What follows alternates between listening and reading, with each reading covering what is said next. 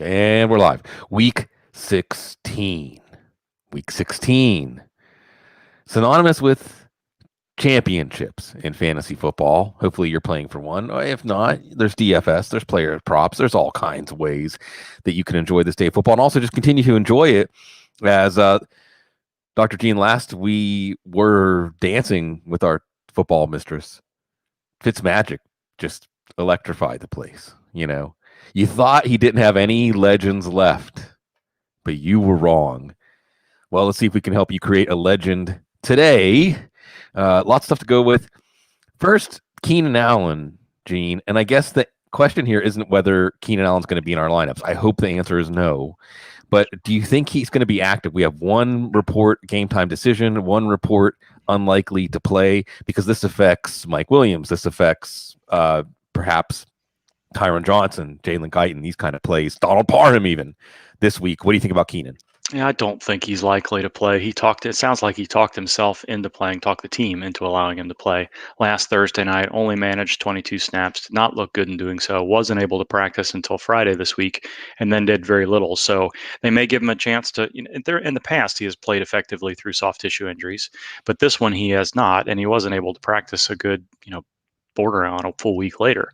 So I think it's going to be very unlikely to allow himself to play. I don't know that there's any pathway to clear volume and effective set of targets today. So I think easily 4 out of 5 chance that he's, if not more than that, that he's inactive. And I don't see there's any pathway to much more than that if he does play. So hopefully he's inactive and he takes the question out of it a little bit as far as those other players go.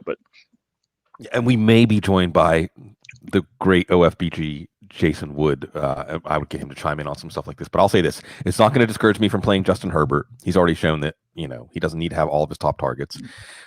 Give you a little more nudge on Austin Eckler. I'm answering a lot of questions this morning with Mike Williams. When it's Mike Williams we saw Mike Williams have a tremendous game, 2-touchdown game when Keenan Allen went out early against the Saints. He had 5 for 99 and a touchdown the first time out against Denver. Also gives a little more appeal to Tyron Johnson, Jalen Guyton. And yes, Donald Parham, as Hunter Henry's on the COVID list.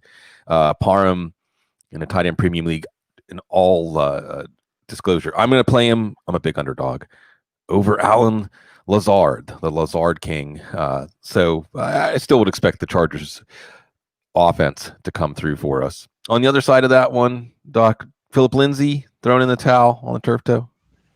Yeah, that plus a hip condition that's going on. So not too much of a spread. We're going to see a lot of players move to injured reserve in the next couple of weeks for roster spot issues and what have you. But yeah, it's unfortunate. It's not exactly clear what's going on with the hip, I don't think yet. But Lindsay's been banged up for most of the last 6 weeks between toe and hip and then some knee things that he's been working through. So 2021 for him. Yeah, and it clarifies some decisions around Melvin Gordon, although we'll see some Royce Freeman. You mentioned 2021, by the way, restricted free agent Philip Lindsay, and Cecil has alluded often to, Lindsay might and Broncos might be happier with other dance partners. Also on the Denver side, just for folks asking out there, I think Tim Patrick is probably the best play out of the wide receivers, although I try to avoid them. And Noah Fant, partially, as Cecil told us, why he went off last week was that Patrick was taken away. Okay, big question. Andy Renee Nelson, thank you always for showing up, Nelsons. Antonio Gibson. And this one is tough, Gene, because the question now is no longer whether he will play. The question is how much he will play. Mike Garofalo says sizable workload. I think yesterday you estimated 12 to 15 touches. Should we up that upper number? I don't know what sizable means. Do you? Extra large? Large? Well, that would be great. So you can read sizable in a number of different ways. One, we've got Dwayne Haskins involved. That could be a good thing. They may want to get Gibson involved even more often in the beginning of the game, and if things are going well after that. Or we've got Dwayne Haskins involved, and they're not going to move the ball at all without Terry McLaurin. Potentially. I mean, you can make that argument either way. I think this week for Gibson was all about interval recovery, making sure that he and the equipment staff were comfortable with whatever orthotic they were going to put in that foot to make sure that that toe doesn't put itself in a position where it could be hyperextended again. And that went well enough that he had a full week of practice, continued to look good. We were hearing from Ron Rivera that there was a lot of interval improvement, and now we hear the sizable workload comment. I put 12 to 15 touches. Just, there's a risk of aggravation, risk of ineffective play, risk of them trying to slow the game down to give, as few possessions as possible. Necessarily, that's probably the way they win, is through their defense today more than anything else. So can you reliably project 18 to 20 touches for Gibson coming off an injury, missing 2 to 3 weeks with Dwayne Haskins involved in that Washington offense? I don't know. I think 15 touches against a relatively weak Carolina rush defense should be fine for you. So I think, you kind of put him in that running back 1, running back 2, category there and see what happens. I think there is some downside with him today, but there's enough upside that I don't think that the injury is, although it's a toe injury for a running back, I don't think the toe injury at this point is a clear path to 10 or fewer touches. I think they're going into this game with the intent that they'd hopefully get close to pre-injury usage out of him. It just depends on, what y'all think that might be as far as what it means with Dwayne Haskins and the Carolina matchup. And this is tough. I've got a lot of questions this week. There was just another one in the chat room about McKissick versus Gibson. Just this morning, I've tipped that to Gibson. Now, the last time we saw Gibson, McKissick had not emerged to the extent that he has while Gibson was out. But I think Dr. Gene actually gives us some good clues there about slowing down the game. Washington wants to host a playoff game. All they got to do is keep winning. They should be able to beat Carolina on the strength of their defense if they don't make any big mistakes on offense. And also Terry McLaurin, same thing. Gene just kind of throwing in the towel. I mean, maybe back for the playoffs. Is that their goal? I think that's hopefully their goal, is that he's muddled through. He hasn't looked as effective. Again, can Dwayne Haskins get him the ball? He looked like it was a pretty good job in the first month of the season and then last week as well. But this becomes a situation where he's had less and less practice time, and there's something more. He just needs to take a week off. And the character of the ankle injury is such that you think he'd be back getting in some conditioning in week 17, angling for a playoff game. So you might think, Logan Thomas is going to get all the targets, or J.D. McKissick. I think the game plan might be for Dwayne Haskins to not throw the ball more than 15 or 20 times. Carolina, Mike Davis is uninspiring, high floor-ish option, but I'd probably be more excited going with plays like Le'Veon Bell or Darrell Henderson this week, just because of the Washington defense. DJ Moore really the only option. I'm not even that eager to start DJ Moore, but if anyone's going to come through there, I think that's going to be it. Gene, Adam Schefter says the Chiefs are monitoring Tyreek Hill. They're going to be smart with Tyreek Hill. And they basically have the 1 seed locked up. I mean, I would imagine, they'll win one of these 2 games. So, I mean, do we go as far to bench Tyreek Hill based on this, or are we reading too much into those words? I don't think you can bench Tyreek Hill. They've been monitoring him for weeks. We've seen, even the TV cameras have caught them doing some treatment on the sideline with him on the table, drinking pickle juice and getting his hamstring worked on. This is not new, hamstring and heel issues. And there's not been any indication yet that he's not been able to get to top speed. So, I think Tyreek Hill, Travis Kelce, and the rest, you have to pick who you're going to try to take away. And if they take away the deep ball, we're going to throw the ball underneath. And if they take away we've seen it time and time again. If the Chiefs get out to a monster lead, yes, you could probably see maybe a little bit of load management over these next couple of weeks with Tyreek Hill. But I don't think there's any way that you sit Hill in a championship situation. I don't know who you trust unless you're just entirely loaded. Even then, talking about a player that's got 200 yard and 2 to 3 touchdown upside. And there's no way you turn your back on that at this point in the season. I agree. And the one thing, it's funny, KGB says it's slammy. I don't know if that was a Freudian slip of the keyboard, slammy Watkins. But I think actually the one thing I would take out of this that's meaningful is if Mecole Hardman is one of your choices in a situation where it's just close, or you're looking for an upside play. I need 25 points out of the spot. Who's most likely to give me 25? There are scenarios, at least another scenario now, where Mecole Hardman gives you that 25. We'll see. We'll certainly see. Oh, man. This Dallas Cowboys backfield. I want the answer, Gene, to be just avoid it. But if Ezekiel Elliott doesn't play, now we have a situation where Tony Pollard could dominate the backfield. People were having to wait. I got so many questions yesterday. Gene was like, play Jeff Wilson or wait and see. For the people who did wait and see, What are they going to see? Well, I think that you can't play Elliott. I think that's relatively clear unless you're a big favorite and you've got a flex spot that's open. I just don't see It's a like path. Frank Gore. Yeah, I don't see a path for Elliott to get more than 8 to 10 touches unless he looks better than expected and something happens with Pollard. Just not likely to happen. There's too much other stuff going on with Dallas right now. I do think you can trust Pollard because Elliott looks a little bit better off this week than he did last week, but he hasn't looked better off for weeks as it goes. And now Pollard has kind of cemented himself as a healthy and productive option. So I see this as an even split at worst for Pollard. And you could write multiple scenarios in which Pollard ends up getting 12 to 15 touches and some goal line work and still some PPR activity and otherwise. So I would not shy away from playing Pollard at all today. He doesn't have quite the same upside as he had last week, obviously, but there are plenty of scenarios in which Elliott does not take much from him at all. And even at 30 snaps, Pollard is going to be a helpful and productive option, I think. That's fair. Like Dan King says in the chat room, Pollard or Mike Davis. I mean, I see more paths to. You're happy you played Pollard than you're happy you played Mike Davis. KGB just asked anything quick on Gallup in terms of restrictions. He had left with that hip injury last week. Yeah, it doesn't seem like it was a little bit weird, and then it was originally called a strain, and then it was called more of a hip pointer. So, sometimes things declare themselves a little bit differently in the 24 hours afterwards. With Gallup practicing fully all week, I don't think so. It's just more of what does he do with the targets he gets. All right, moving right along. And because it looks like Jason Woodrow's on assignment. Woodrow, we miss you. We love you.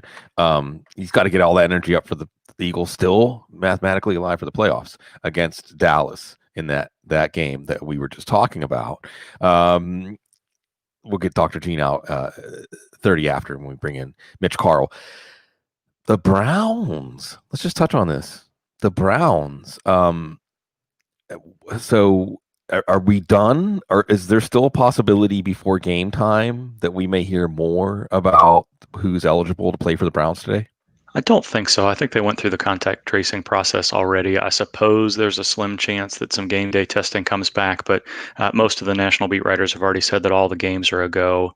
I think Jedrick Wills was marked down as an illness. I'm not sure what that means. I think that probably would have come up. I don't know why.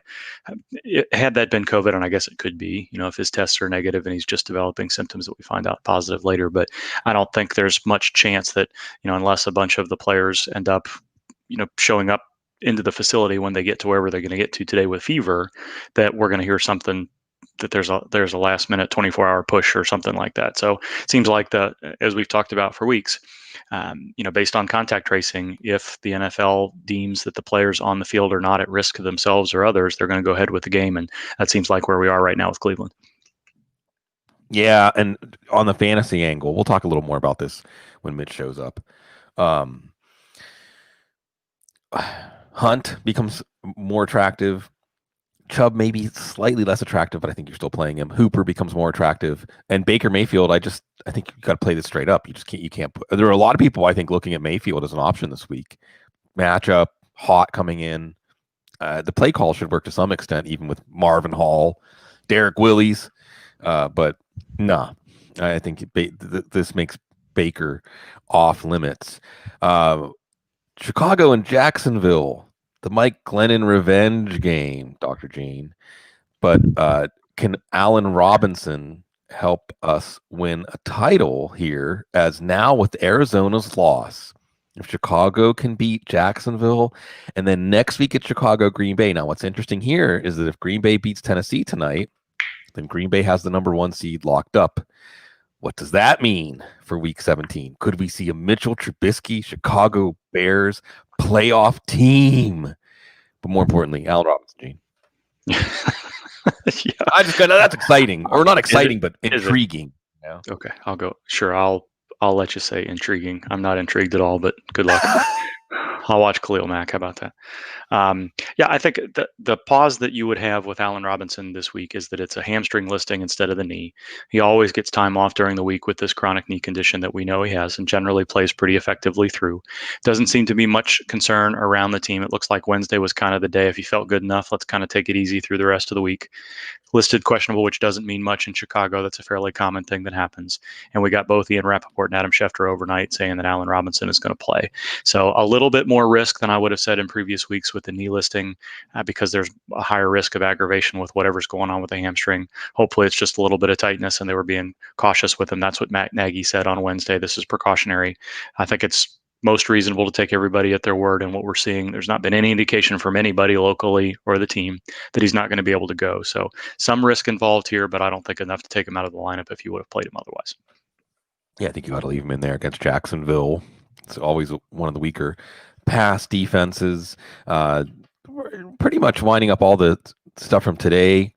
Tomorrow night, Dr. Gene, John Brown, we were talking about sentimental players to pick up, put on your bench so they get a ring with your fantasy team. John Brown, I should have brought up, I brought up Fifth Magic. John Brown, maybe more than a sentimental play tomorrow night? It's probably some snaps he's going to get. I don't think they're going to play him for very much at all. I think they mostly want him out there in game conditions to see if he can get deep and do a few other things. And, if he's open, Josh Allen is definitely going to get him the ball, but I would not be expecting any high volume of targets. They're trying to get him prepared and fully conditioned for the postseason. And then on the other side, are we going to see Damian Harris, or is it going to be Michelle's backfield? Who knows? I mean, really, Belichick. I think Belichick now is going full Belichick for these next couple of weeks of the year. We didn't get any information, and the beat writers are giving us nothing on exactly what happened last week to Damian Harris that got that DNP and then to get him ruled out. Harris is a player that's wanted to play through injury, and he's played through that ankle injury already, so it's really difficult to know. Every single one of their players was listed as limited and questionable, so to try to decide which of those 20 players on the injury report are going to be on the active list is tough. I don't think you're getting 20 touch Damian Harris on Monday night by any stretch for lots of different reasons. This doesn't seem like a game where you'd want Harris and Michelle in a lineup just because it's very difficult to see the game flow working out in their favor. So between injury, between Michelle reestablishing himself, between game script, I don't think it matters, honestly, but I have no strong feeling one way or another about whether or not he's likely to be on the active list or not. Yeah, this one tomorrow night, I mean, at least tonight's game, some snow in Green Bay for a tremendous contrasting matchup of styles. On the other hand, Buffalo needs to keep winning so that they can have a home game in week 2 of the playoffs, which is important. Give whatever fans they allow in the stadium. I think Buffalo is going to enjoy putting the final. Oh yeah. I mean, not that there's the nails are already in the coffin for New England, but to kick the dirt on top of it, I think Buffalo is going to be all about that this weekend. Okay, I'm going to bring in Mitch Carl, but before Mitch and I get rolling today, Gene, any questions that you have for us on Championship Sunday?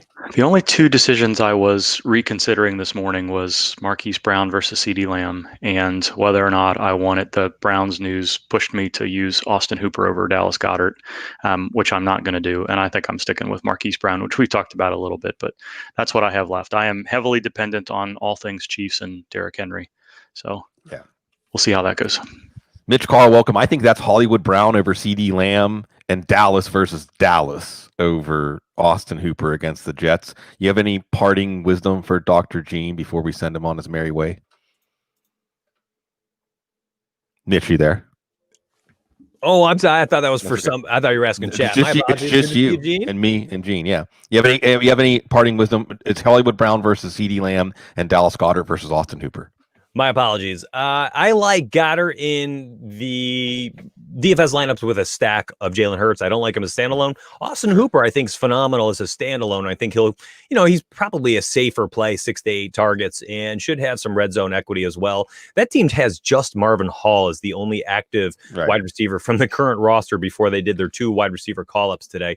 I'm interested to see if we see Thomas Bryant or David Njoku get some extra snaps as well today. If you're choosing between Marquise Brown and CeeDee Lamb, as long as Marquise Brown is healthy, I mean, he's been looking a lot better. That offense seems to be, hitting their stride together finally. And I just think he's got higher upside due to quarterback talent. Yeah, so we're in agreement, and we're always in agreement that Dr. Jene Bramel is timely, accurate, calming, and on this most intense nervousness of fantasy football and so much as their thing day. Doc, we'll see you in 2021. Oh, geez. I'm ready for that. I don't know about the rest of you. Yeah. I wasn't ready for the 2021, but you're right. We're all ready for 2021 at this point. I think so. All right. Good luck, everybody. Thank you. All right. So Jason Wood is on assignment today, so we're gonna dig in, Mitch. Let's do it, brother. And belated Merry Christmas and Merry Christmas, my friend. So on and so forth. As we got a lot, we've already got 4 games in the books, so it's a 10-game main slate today, Mitch. Going and we got to cover Christmas bills, Christmas presents, right? Let's step through some of these things because we've talked about some of the injury angles with Dr. Gene, but now we can talk about how this affects some of the plays. Are we interested in naked Justin Herbert today, or are there some stack possibilities, or is it just too uncertain to dive in with the Chargers? Oh, man, I'm glad you brought that up. I was not on him to start my day. And the more I thought about things this morning, I was doing another stream a little bit earlier. I was talking about Donald Parham and how much I like him today as a starting tight end. He's minimum price across the industry. And we've got a guy who is a massive, massive frame. He's a great athlete, 6'8". And, listen, if Keenan Allen also ends up being labored today, is Parham just going to, is he going to rack up a few more receptions? What about Austin Eckler? Are these guys going to be better plays? Mike Williams potentially gets a few more targets. I don't know. This team doesn't look like they have their key pieces, but yet Justin Herbert still looks like an interesting stacking piece. And that's because we're going to have a situation where you get targeted focus, which is something I think is always incredibly important. Market share is what we call it over at Rise or Fall. Whenever you have a stack that can soak up a high market share of the projected points, you have an interesting situation in DFS. And this is one of those spots. A similar situation, if you need a parallel, is if you look at Matt Ryan to Calvin Ridley. That is something where you have targeted focus. Calvin Ridley will dominate the points, fantasy points in the passing game, and that's a high market share stack between those two. You might have that today with Justin Herbert with a few stacking pieces. Yeah, and I love that you brought up Donald Parham. I was just mentioning that I'm going with him as a Hail Mary play in a tight end premium. I'm down. I'm projected to lose big. But the thing you like about Parham is he has big playability for a tight end. And on the very limited targets he's had, he's averaging 15 yards a catch. He's got 2 touchdowns on 13 targets. And then he had one of those touchdowns that could have been a touchdown that would have been a game winner for them. I think it was in the Raiders game.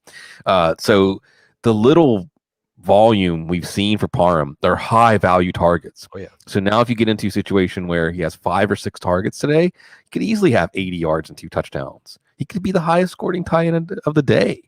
So on the Denver side, with Phillip Lindsay out, or does it nudge you towards Melvin Gordon at all, or touchdowns too unpredictable? Yeah, no, it actually does. We've seen him in a few games this year without Phillip Lindsay, and he was serviceable, and at worst, I think he was serviceable. And I believe he had over a 20-point game in one of the 3 or 4 starts, weeks 2 through 4. And, he's an interesting price for DFS. And I talk about this all the time. When you have some of these guys who are kind of awkwardly priced, where you don't feel too comfortable for using this guy when there's a super comfortable player at this price that's right next to him, that sometimes makes the uncomfortable pick the best pick in tournaments.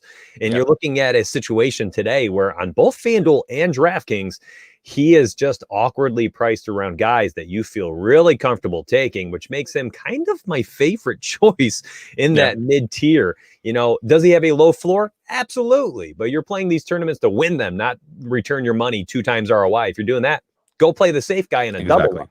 If you want to take home the bacon, you want to bring home the bacon, you have to play those awkward, uncomfortable plays and make those weird picks sometimes. And he's definitely one of them. I have him as a tier 2 rank today, so I like him a lot. Yeah. So is talking about bacon, bringing home the bacon. A couple of games I want to ask you about on a game level. we have a little more time we can stretch out, just try a little more DFS stylings, but also all this stuff. We're speaking different languages, but at the base, we're observing the same things, and they affect your calls, whether it's setting your lineups for DFS or setting your lineups for fantasy football, or even your player props. Okay. Oh yeah. So I want to call this like bacon. Is there bacon or is it just bologna in these games? Okay. We got a segment. Yeah, exactly. We just come up with the stuff on the fly. Washington and Carolina. So there are angles here. There's Antonio Gibson. There's Logan Thomas. Without Terry McLaurin, you might see that production perhaps running over and filling up someone else's cup. And on the Carolina side, maybe there's DJ Moore. Maybe there's Mike Davis. My initial take on this game, though, Mitch, is it's a pie gets smaller game for everybody. And both of these in the Ron Rivera Bowl, and big ups to Ron Rivera, by the way, coaching through cancer, maybe coaching to a playoff berth. So I'm not trying to besmirch him when I say the Ron Rivera Bowl doesn't sound very exciting to me for fantasy football. What say you?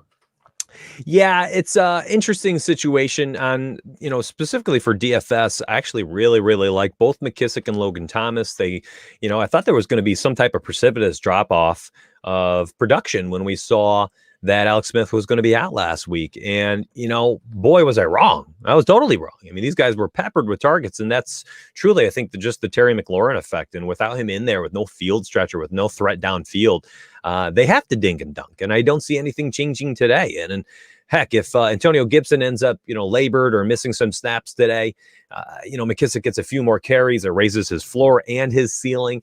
Nonetheless, I think both are in play. And on the other side, I think if you're going to use anybody from Carolina, DJ Moore is the safest pick, but his price tag is up there.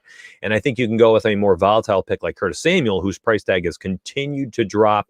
It's an extremely nice price this week. I believe 4.9K on DraftKings, and it's mid 5K on FanDuel. So Curtis Samuel, actually my favorite target over there. And I don't mind actually running out some very interesting, unique stacks of running out just the players without the quarterback. So you don't use Teddy Bridgewater. You're definitely not using Haskins. And you're running out like a Logan Thomas and DJ Moore stack, or you have McKissick opposite of Curtis Samuel. They're going to be very low owned, very unique stacks to begin your lineup with, and then build around them with a nice, like large quarterback stack, Mahomes, Kelsey, and run it back with a couple players on the other side, whomever you want, Russell Gage, Calvin Ridley, whomever you want. So the other bacon or bologna game, I think, is this Cleveland Jets game. And this complexion of this one changed over the last 24 hours, where you have one wide receiver for the Browns who was on the active roster last week, Marvin Hall. And then you have just a projection of this game changing, a projection of this offense changing. So you can get clever, Mitch. You can get real clever. Not Baker Mayfield, okay? Just because, come on. But Marvin Hall, or perhaps is it Austin Hooper getting 8 or 10 targets, or is it Kareem Hunt getting 8 or 10 targets? Is it Nick Chubb getting 25 carries? Or again, is this one of those situations where you say the pie just gets smaller? I call this one a Herm Edwards special, as in every drive that ends in a kick is a successful drive in honor of the old Jets coach. Yeah, it's hard, right? I mean, even these replacement guys, you have to use them. You have to have some exposure to them in DFS. But I don't know how much of an upside some of these guys have. And I think that's kind of baked into their price tag, certainly. I mean, someone like Marvin Hall, 3K on DraftKings, I think is a great play. Great play. Even if he doesn't have the greatest game, 3-4 catches, 40 yards, like you're okay with it. He's not going to sink your lineup. Player like Austin Hooper, I think you're giving up a little too much opportunity cost, meaning if you use him at 3.5K and he has a crappy game, you likely missed out on something significant at some of the other tight end spots, because there's other really good tight end picks today. Kareem Hunt, I think, is very interesting on DraftKings, 5.9K with that PPR upside. What that means is on, FanDuel, it's heavily based in, the value is heavily based in the touchdowns, because you only get half a point per reception. On DraftKings, you get a full point per reception. And Kareem Hunt, we know, can rack up some receptions when he gets extra snaps. I think they're going to have to try to get creative today and get him on the field a little bit more, because they're going to need some playmakers. They don't have them out there as much today. So you could see a game like we saw 2 weeks ago, and maybe eight carries or so, 6 to 8 carries. but we could see 8 to 10 catches. I mean, I believe he had 7 catches that week, and you're looking at 15, 18 total touches potentially at 5.9K, and that's priced around guys like Chris Carson, who kind of have the same floor and ceiling, and now you can have Kareem Hunt at a very low ownership. Yeah, it would make sense that Kareem Hunt, the offense would revolve around Kareem Hunt and Nick Chubb. However, the question is, will they be in position for touchdowns, or will be a ton of field goals? Just because you having some outside threats. Harrison Bryant, by the way, you want to go with a real. I don't know what his ownership projection will be today, Mitch. Very low. He's the one more than Njoku, more than Hooper. If you want to get jiggy with it and try to put someone in that no one else is going to have that could hit if they decide to use Harrison Bryant as a wide receiver. And he's the most wide receiver like of the 3 tight ends, and they've shown a willingness to use him. So we'll see. Okay, we got a la Leonard Fournette yesterday, Mitch. We got a couple of running backs that are new starters. So again, I know you already mentioned Melvin Gordon. I don't know where I don't know how much they adjusted Le'Veon Bell and Darrell Henderson's price. Did they not adjust it enough, or is there something here that you're interested in, or are you just saying next when we bring up Le'Veon Bell and Darrell Henderson starting this week? Yeah, that's good phrasing. So they did raise Le'Veon Bell's price tag to probably right where he should be priced. He's in the mid 6Ks on both sites, and it makes you hesitate for a second. And that hesitation that I think a lot of people will feel is something I'm going to capitalize on. This team has over a 31-point implied team total today, and we saw him get 15 touches last week. We know he can catch the football out of the backfield, and I love him. I actually had him as my highest ranked running back today, and I think part of that is just because we don't have, the Derrick Henry and Delvin Cook combo on this slate. Nick Chubb going against a very good run defense, and am I going to pay almost $8,000 for David Montgomery on both these sites? I can pay down for a guy who I think probably has the same type of floor and ceiling combination. Give me Le'Veon Bell, and on top of that, give me Le'Veon Bell in stacks with Patrick Mahomes without Tyreek Hill and Travis Kelce. I know it. That's a weird way to build a lineup, but they have adjusted both Tyreek Hill and Travis Kelce's price tag to their ceilings, meaning if you're using them in the lineup, they have to have one of the best games of the year to pay off that price tag. Meanwhile, if I use Patrick Mahomes and he has a great game, I can, gobble up all the value that he brings to my lineup, and then also have Le'Veon Bell in there for any rushing touchdowns or equity he might have, and get all of the touchdowns from the offense in those 2 players without hoping Travis Kelce goes 8 for 130 and a score or 2. Right. And with Hill, there's the extra added risk of the hamstring. So again, maybe as a what the heck flex type, as a upside play, as I mentioned earlier, McCole Hardman. There's a scenario where McCole Hardman soaks up a long touchdown or 2. On the other side of that matchup, Mitch, do we like? I mean, Calvin Ridley should have had 2 touchdowns last week, which is a tremendous play by Antoine Winfield. I wouldn't quite say saving the game, but certainly a big factor in the outcome of that game. You also have Russell Gage, though, and my term is the struggle target. Last year it was Austin Hooper for years. It seems like it's more Russell Gage. I'm not quite sure it's that ironclad, but like you often advise us, when you are going big on an offense, you want to have someone from the other side of that. Who do we want from the other side of the Kansas City Atlanta game? Yeah, I like both Gage, and it's hard not to like Gage right now. I mean, he's clearly showing some red zone prowess as of late, and he's a bigger frame too, so it's nice having him down there. Now, what I really like about Calvin Ridley is that he's Calvin Ridley. The guy's awesome. Awesome. Play him. I'm not even going to get cute. I think he's a phenomenal play. He continues to show that he is a prototypical wide receiver 1 in fantasy and DFS in actual NFL games.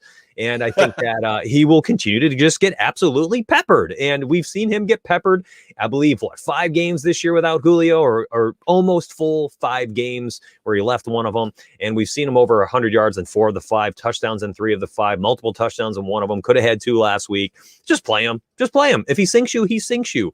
But who else are you going to play? You're going to play Keenan Allen at, on an injured ankle? Or are you going to play, Robert Woods? These guys are all terrible floors too. So give me the guy with the high floor, high ceiling combination. And heck, if he has a bad day, oh well, you rolled the dice. Yeah, with Ridley, he's healthy. And especially if Atlanta really tries to make a go of it. I'd be interested to see. I'd like that Le'Veon Bell and Mahomes call. Especially, I mean, and there's a scenario where just Bell is the answer. Mhm. If Atlanta decides to go with that play 8 in coverage and just let Kansas City run, because maybe at this point with them being able to deliver the number 1 seed without a problem, that they're content to do that. Le'Veon Bell with some fresh legs. Oh man, this one hurts. This one hurts, Mitch. Because really what we're talking about here is like I should have the gif of like the Undertaker, whoever it is that gets up out of the coffin, you know? Like that's Ben Roethlisberger this week. Ooh. This is another kind of bacon or bologna game, Indy and Pittsburgh, right, Mitch? Because this could be a defense game, right? This could be a game where everybody across the board underperforms. If we are looking for overachievers in this game, who is making the needle move for you? Yeah, 3 guys. No stacking. Please don't stack this game. I think it's just a low probability of hitting potential. And that's something I try to focus on often when I'm looking at these plays. That's why I'll play a guy like Calvin Ridley, even though he might be chalky, because I think he has a high probability of hitting his potential. Now, when you look at the Steelers and Colts game, literally none of them have the highest probability at their position. I don't even think any of them are really in like the top 5, top 10 of their choices. The closest to it, potentially Jonathan Taylor, simply just due to his touchdown equity. Deontay Johnson is the other guy on the other side I like, just because he has the probability of hitting his potential in that Steelers passing game. He is the guy that often gets the most passing targets. I think Big Ben likes him the most, and I think he gets open the most, truly. He's a great route runner. If he can hold on the football, he's always in for a potential big game. But my favorite play of this entire game is the Colts defense. They're my number 1 ranked defense this week. Yes. And so I'll have them in there, and they'll likely be top 2 or 3 of exposure for all of my monies today. And the other 2, Deontay and Jonathan Taylor, very low, 5% or less probably. Yes. And look, I have the Colts defense in one of my 2 championship games, which I don't think I'm going to win either one. But I'm just saying that to emotionally prepare myself. But it was, I think it's the Colts defense, and I would love to see Roethlisberger come back. So this is a really interesting game from an NFL standpoint, because you have, first of all, the Colts, especially with the Dolphins winning, we have a musical chair situation in the AFC where you have Baltimore, Miami, Tennessee, Indy, and Cleveland. Okay, all these teams are going to have double-digit wins this year. There's only 4 playoff spots available for those 5 teams. Somebody's going to miss the playoffs with double-digit wins, even with 7 teams in the playoffs. So Indy has to win this game. And I think Indy loses tiebreakers to everybody. I believe I was messing around with the playoff machine, Mitch, and I think that Indy is your most likely team to be 11-5 and miss the playoffs if everybody ties. So they have a lot to play for. The Steelers haven't locked up the division. And the Steelers could be in one of these situations where if they lose today and then the Browns take care of business against the Jets, and then the Jags fans are saying, please, Browns, please take care of business against the Jets. And then it's the Steelers-Browns for the division title next week. And then you might see the Steelers and Browns, depending on the seeding, turn around and play again. If it's like you can't beat them in week 17, how are you going to beat them in week 18? Week 18 actually play off week 1 this year, no week 18. Anyway, the Steelers, what's going to be interesting here is how a Mike Tomlin team answers the bell, because they know it. They hear us. They know what everybody's saying after what happened Monday night. They know that the whole NFL watches on Monday night. You know, so the how does bulletin board Roethlisberger? is going to be full. What's that? The bulletin board will be full in Mike Tomlin's it's- locker room. It's a pride game for the defense especially, but also for Ben Roethlisberger. But I think with the Colts, and you have a predictable, limited Steelers offense, it is going to be Benny Snell. All signs pointing to Benny Snell, even though James Conner's going to play. If you are going to go in the Steelers backfield this week, I think Benny Snell's the guy here, although Indy's run defense can be tough. Steelers offense finds a finesse offensive line. Jonathan Taylor, like you said, touchdown equity. I'll toss one more out there, Mitch. Nyheim Hines. And I toss him out there because the Steelers linebackers are decimated. They have terrible matchups against receiving running backs. And I think that Nyheim Hines is just an interesting guy to watch, potentially somebody who's highlighted for the Colts because of the problems he could give the Steelers today. On the other side of the spectrum, Mitch, Houston and Cincinnati, not a lot of defense in this one, but how do you take advantage of that in a DFS lineup? For Houston and Cincinnati, Naked Watson and David Johnson, I mean, Watson and Cooks. I have some of these guys in my player pool, but I have a feeling when it comes down to lineup building hour, Sig, I'm just going to run away. Well, it could be bad football too. Exactly. It just might be an ugly game. And, I think you probably nailed the proper, the proper path to using anybody from this game. Just use the best player. Use Deshaun Watson, and don't even try to get cute and use, AJ Green as a run back opposite of Kiki Cutie. I mean, yes. Why bother, right? I mean, we can roll out Deshaun Watson if you want him. I'm not saying to do that, but you could if you roll him out there, and then just use like really high probability stacks. You could go Deshaun Watson. Now you get the gears to turn in here. You use Deshaun Watson, very, very low owned guy today, and then use maybe some chalkier pieces where they've got higher probability, like Travis Kelce and Calvin Ridley together. That's a very interesting way to use the chalk and not build a lineup that everybody else will have, because you've already inherently made yourself a very unique lineup by starting with a very unique player. And then on the Cincinnati side, because, hey, Giovanni Bernard looked pretty good. Didn't fumble, haha. T. Higgins, Tyler Boyd is out.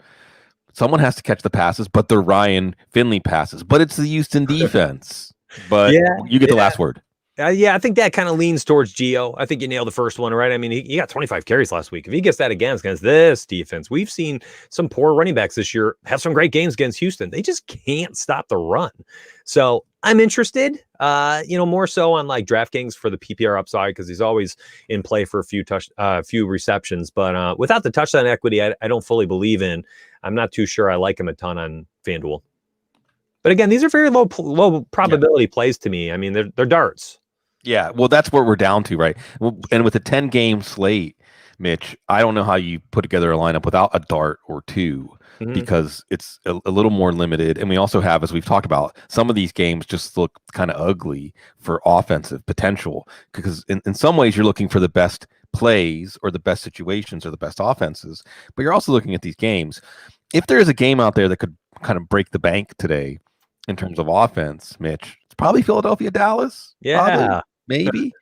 Yeah. Yeah. I thought you were tossing that to me. I was going to say Philly, Dallas. Yeah, it is, right? So what paints when we're painting our picture, where we dipping our brush out of this game? Yeah, sure. So this game opened at 49.5 points, and I thought the total would actually go up higher. It only moved up to 50 points. I'm looking at covers right now. And, it's interesting. Both these teams kind of play bad defense at times. Sometimes their offenses show up. You never really know what you're going to get. And I think games like that lead to explosive fantasy output sometimes. And we have interesting situations. I'm intrigued to see what happens with Zeke Elliott. I know Schefter had posted an hour ago. I was just trying to look for the information that Zeke looks like he's expected to play. Keenan Allen, by the way, said not expected to play today, so we'll see. If Zeke is in there, that takes Tony Pollard off the board for me. But truly, what I'm looking at the most, and I talked about this a little bit earlier on a different stream, I love Jalen Hurts today without a stack, and then running it back on the other side with the pass catching targets from Dallas, like Cooper and Gallup. I like them both. And, CeeDee Lamb, his price tag's up a little bit, so I want the other two first, but I think they're all in play.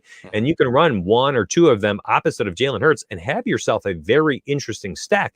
In fact, a lot of people don't think about this, but back in 2019, that was one of the most popular ways to use Lamar Jackson, which is kind of what we're seeing out of Jalen Hurts right now, where not one of his pass catchers ends up being this incredibly lucrative receiver or tight end week in and week out. And we might be getting that, a la Lamar Jackson 2019 with Jalen Hurts here in the closing stretches of your fantasy season, where people will roll out Lamar Jackson by himself as a naked stack. And then on the opposite side, use the pass catchers opposing Baltimore. And you could kind of do that today with Dallas opposite of Jalen Hurts.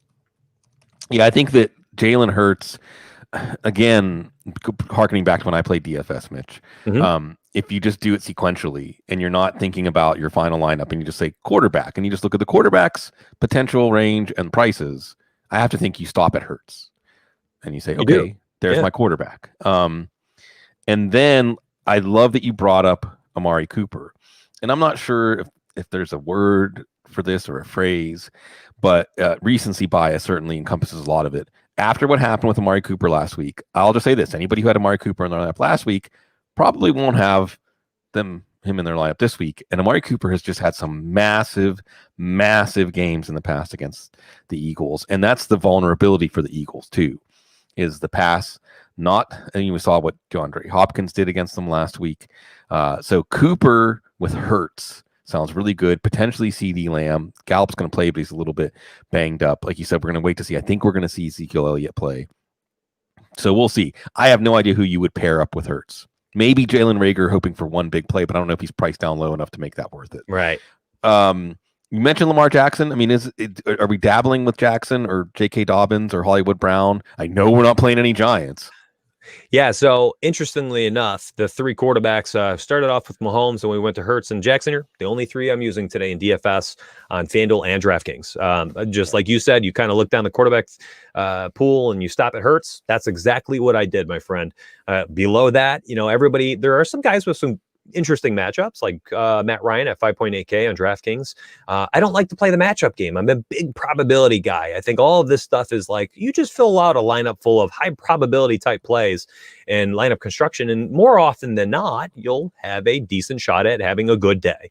And that's how I approach DFS in a nutshell. And when I look at these quarterbacks and I look at their stacking potential or unstacked potential, including Lamar Jackson by himself, I just think they're the guys to target. And Lamar Jackson, if you do use him, you don't even have to necessarily run it back with somebody on the other side. I don't think there's anybody we can really capitalize on the Giants side. So you can run out Lamar Jackson totally by himself or run him out there with Mark Andrews and hope he throws his touchdowns to Mark Andrews and let him gobble up the touchdown equity there for the Ravens. But both Hurts and Lamar you can use alone. And weirdly enough, Mahomes today, I think you can use with Le'Veon Bell and DFS and not use his pass catchers. It's a very weird week. It's week 16 championship week, and we got to get funky. Yeah, exactly. It's okay. Like if it's funky, then that means you're on the right track. No funk coming from the Seattle. The funk is just a bad smell version of funk in Seattle's offense. So I know that, the more interesting angle here, of course, is the redraft angle. And yes, benching Russell Wilson, benching Tyler Lockett. Oh, DK Metcalf. That's the hardest one for me. I feel like if I bench DK Metcalf, he's going to score 3 touchdowns and come to my front door and say, why did you bench me? It's a championship. I hope to get there. Come on.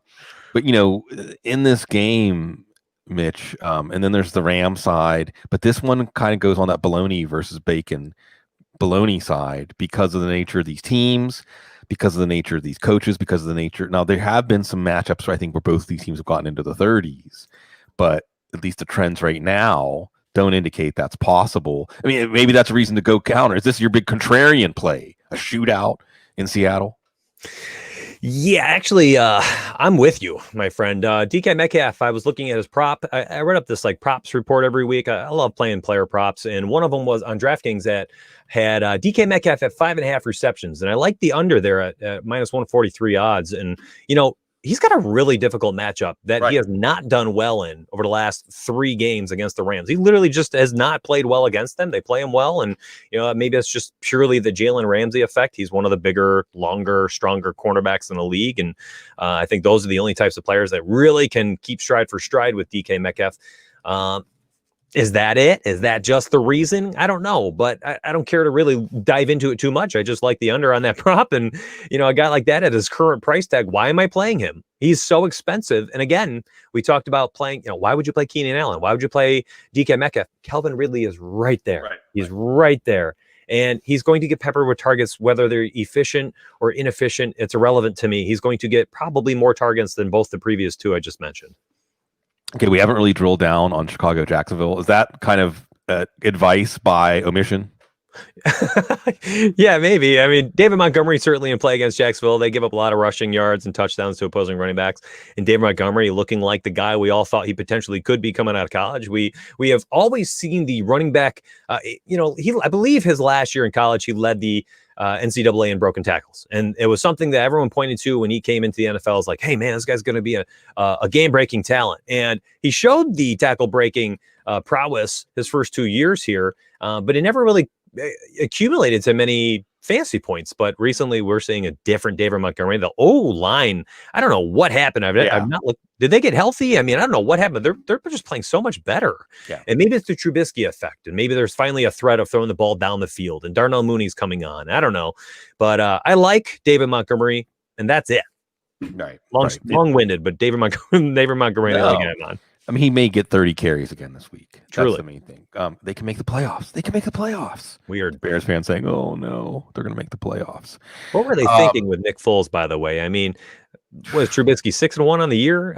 Yeah, it's bizarre coaching, man. It's coaches that are trying to prove that they were smart. I think that's one of the things. That's the whole assumption of rational coaching that skews things. Is coaches will make choices against their own interests to try to show that they were right when they were not. I think we've touched on all 10 of the games from the main slate. We don't have to drill down too much for the showdown slate tonight. Is it just one of those situations, Mitch, where Derrick Henry is your captain, and if not, you're like playing on the freeway and going to get run over? Yeah, I mean, there's two guys I would use in captain spot tonight, and that's hilarious. Derrick Henry or Devontae Adams. Give me all the touchdown equity. These guys have more touchdown equity than any player in the NFL at their positions, save or I suppose Delvin Cook, probably in there as well, touchdown leader. But Derrick Henry, especially second half Henry, I don't know. He probably still has a higher probability of scoring a touchdown week to week than Delvin Cook. So Devontae Adams and Derrick Henry, it's one or the other in the captain spot, and go from there for me. Yeah, well, and the thing about Henry is, remember, he could have had 3 or 4 touchdowns last week very easily. I'm just excited about this game, Mitch, because you've got Green Bay, high probability of that number 1 seed and the road to the Super Bowl going through Lambeau. But we've seen this year, particularly with Tampa Bay, but also with the Colts, Minnesota, if teams are physical, those teams that like to reduce the game down to these one-on-one physical confrontations and winning each one enough over the course of a game that by the end of the game, you're just tired of seeing those guys. You're tired of them getting in your grill, play after play after play, and they give up. There's some give up in the Packers. The Titans are absolutely a team that's going to go for that angle. And the Titans, again, there's no room for error in the AFC playoff bracket if you're not Kansas City. And Buffalo now, they've locked up their division. So the Titans, I mean, this is a game that could be the difference between them going to the Super Bowl or staying home for the playoffs, because the Titans should feel like if they can make the playoffs, they can beat anybody on that side of the bracket with Derrick Henry. I think this could be Derrick Henry like approaching 35 or 40 carries. I think this is just you keep running Derrick Henry until the Packers and the run defense is the soft underbelly of their defense. So it's one of the things I love about Arthur Smith, Mitch, play calling, is that he's not afraid to go back to that old school. Like, we're going to keep doing this until you show us you can stop it. So this is going to be a fun one tonight. We have that to look forward to. Buffalo. It might be the game of the day, right? I mean, yeah. Indy and Pittsburgh too. I mean, look, Indy and Pittsburgh. I think the low key big story here is whatever happens in this game, and the Steelers, again, whether they go on the road or host a playoff game, is up for grabs in this game. Basically, it is just are they really done? Is it time for them to go to the glue factory, or can they actually finish the race and maybe even find something?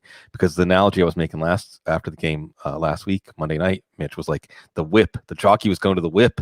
There's nothing. There's just no burst, no kick, and on the defensive side too. So we'll see. And then tomorrow night, Buffalo, New England. Question for you, and I know this isn't fancy related, but I've been thinking about it since you mentioned it. You talked about using the playoff calculator and whatever that was. Mm-hmm. Where did the Ravens fall in there? Because they're the team that scares me the most as a Bills fan. Yeah. You don't want them as the 7th seed against nope.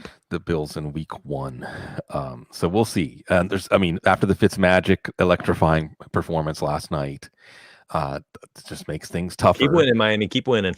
Yeah. Oh, I love it. I mean, what's really going to be frustrating, though, I said this morning on Twitter, like if the Dolphins, Ryan Fitzpatrick has never been in the playoffs. He's never been on a playoff team. If he helps them get to the playoffs and he doesn't start, I don't know, though. But then again, Brian Flores might feel like I've got something here with the starter and the reliever, like the closer.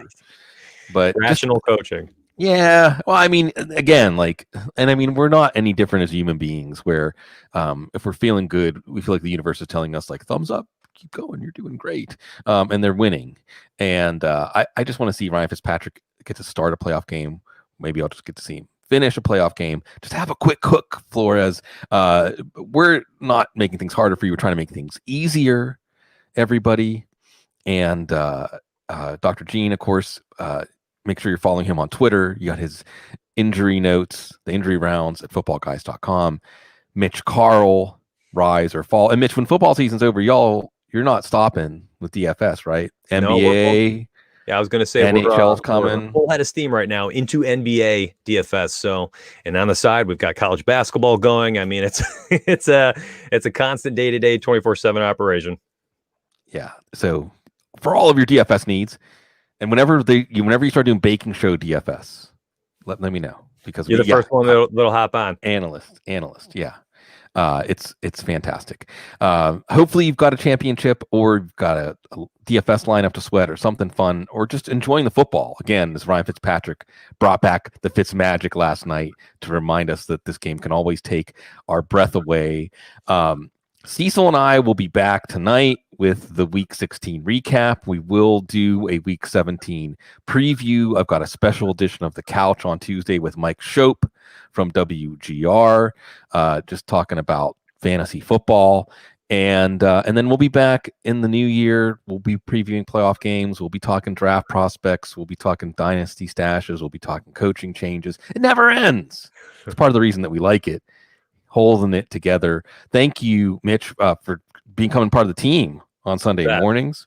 I've told you off show before, and I'll say it to your listeners and watchers. I grew up reading and listening to the Football Guys and Sig, and on the couch with my dad, and it's been an absolutely humbling experience to be able to do this with this year. So thank you so much.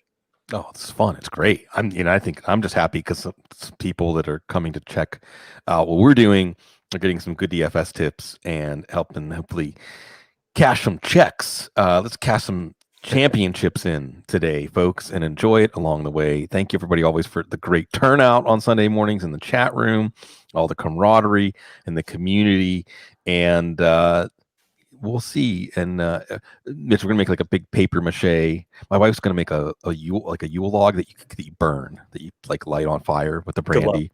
That's gonna be our 20. We're gonna write 2020 on it. We're gonna burn and eat 2020 in effigy, and turn the page to a lot of wonderful things in 2021. But folks, seriously, I know I'll see you all again a couple more times before, but in this official moment, I just want to say thanks, everybody out there, for giving us something to do this year to help organize our world. And I know it's been a big year for you, Mitch, as far as how it started, like where we started and where we're at now. Whirlwind. Yeah, with Rise or Fall. And it's really fun to be part of this stuff. So folks, good luck. Check back in with us. Stay in touch. Let us know how things went in your finals. And as always, stay classy.